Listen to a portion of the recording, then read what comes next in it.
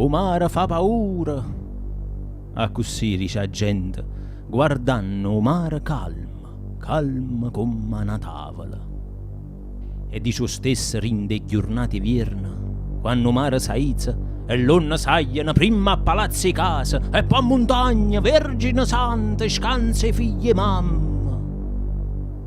Certo, per chi si trova con un mare in tempesta e perde vita, fa pena.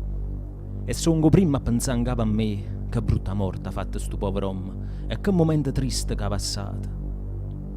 Ma non è morta accisa, è morta a mare. O mare non accira, o mare è mare, e non lo sa che ti fa paura.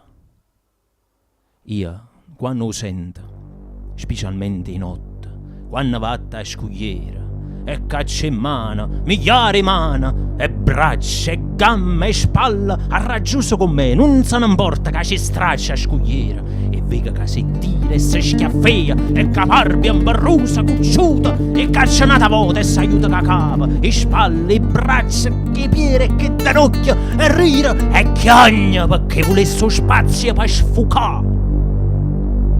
Io, quando lo sento, specialmente in notte, come stavo dicendo, non è che rico o mare fa paura, ma rica o mare sta facendo mare.